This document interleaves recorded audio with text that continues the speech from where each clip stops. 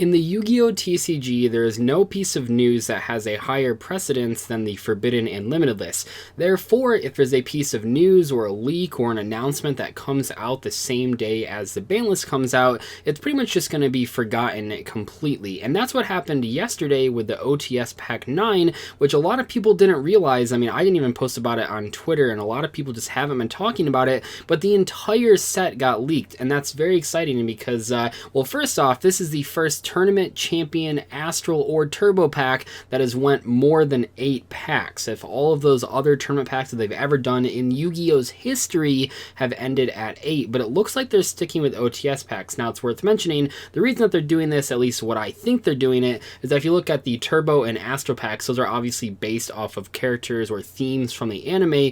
OTS is just official tournament stores, and it looks like Konami wants to keep them around. I actually predict that they'll keep OTS packs until they change the formula of how many ultimate, super, and common cards are in there. Until they do that though, I think we're kind of stuck with OTS packs. But this set's pretty cool because I've had a couple complaints, maybe more than a couple complaints about the last couple OTS packs. The reason being is that I feel that many of them have good ultimate rares, or they have good super rares, or they have good commons, but very rarely in the last 2 years of these OTS packs have I actually seen one that has good ultimate, super, and common cards. In OTS Pack 9, I feel the supers are really strong, and the ultimate rares, depending on which deck you play, could be very exciting, but I actually feel, interestingly, that the ultimate rares are the weakest part of this set. Anyway though, let's break down everything in this OTS Pack 9 and talk about my thoughts, what's good, what's bad, what could have been better, and yeah, let's just jump right in with ultimate rares. So the first ultimate rare that I want to talk about, Elemental Hero Stratos, everyone's favorite newly limited card. It has seen some tournament play. It usually sees play in those sort of Dark Warrior decks that aren't going to be as prevalent anymore now that Armageddon Knight is limited, but I think one of the interesting things about Stratos in particular is that in pretty much every single deck profile, the person says it's like the worst hero monster in their deck, but they just have to play it to sort of buff out the hero monster count, so it's not that impactful of a card, not nearly as impactful as it would have led you to believe, because it's been banned for like 5 years before it finally came off the ban list. Does this mean that it'll go to semi-limited or unlimited? I don't think so. Maybe without Firewall Dragon in the game, it's okay if Stratos is unlimited, but I don't think we're quite at that point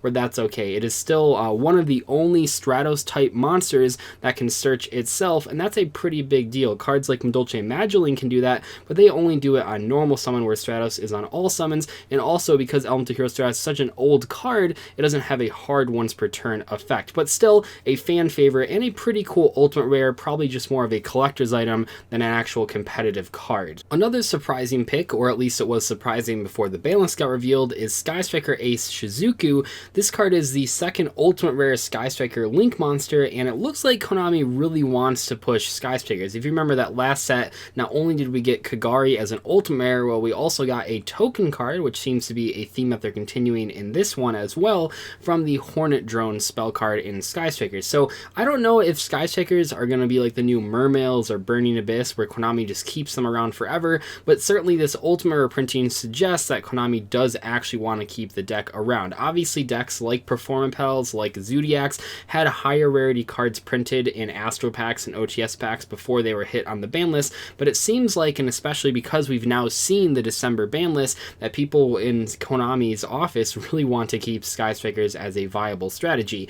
So far, though, I don't know if this is actually enough to say that Konami won't hit the deck. It just seems unlikely that they won't hit the Link monster specifically, and they'll go after something like Engage. Anyway though, the last ultimate rare is TRICKSTAR LYCORIS, and once again I have to ask myself, are TRICKSTARs the new Mermails or Burning Abyss? Is this a deck that Konami wants to keep around? I saw a ton of comments on my video and also many ban list live reaction videos from people saying, I'm assuming people that haven't played the game in a while, saying that TRICKSTAR Reincarnation should have been on that list. And while I do understand the frustration to losing to the Droll and Lockbird and TRICKSTAR Reincarnation combo, TRICKSTARs haven't been topping for like weeks now, months even. They don't have a good matchup against many of the FTK decks or the Goki decks, so it seems like Konami is sort of pushing them again with this new ban list, but also with this ultimate rare printing of a card that surprisingly was already a holographic card. I always find that a little bit interesting. I don't know why this spot didn't go towards anything else, but it just seems like Konami really likes these 3 decks, these hero decks, these TRICKSTAR decks, and the Sky Striker deck,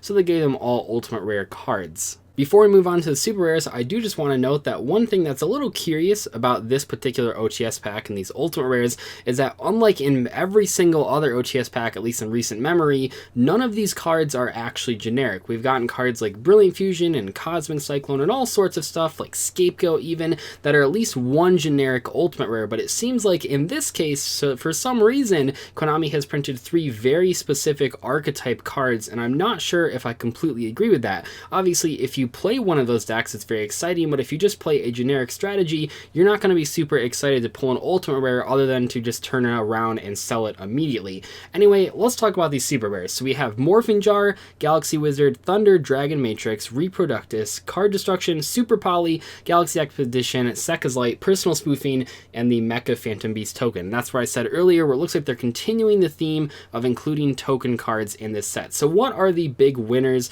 from these super rares? Well, I think Sekka's Light and Personal Spoofing are awesome. Obviously, I'm extremely biased in both those cases because I do play Burning Abyss and Altergeist. I think another huge one is Thunder Dragonmatrix. That is one of the only low rarity non-holographic cards in the entire Thunder Dragon deck. I think it just leaves Kamari Attack and Batteryman Solar in the entire deck. Those are the only cards that you can play that aren't holographic. So for people that are playing Thunder Dragons, it seems like this is a very good OTS pack. Galaxy Wizard and Galaxy Expedition seem to just be pushing the new Galaxy support that just came out. They just got a Link monster. That's pretty cool. I'm not really sure about the Mecha Phantom Beast token. I don't think anything's really using Mecha Phantom Beast, but Card Destruction and Super Polymerization are both pretty interesting picks. They are cards that are seeing fringe play in a variety of decks, and in the case of Super Polymerization, it was actually pretty hard to come by one of those once it got unbanned. A lot of people, even the common ones, were charging over $5 per copy, so a new reprint, even though it's not the lowest rarity reprint, will help drive the price down a little bit.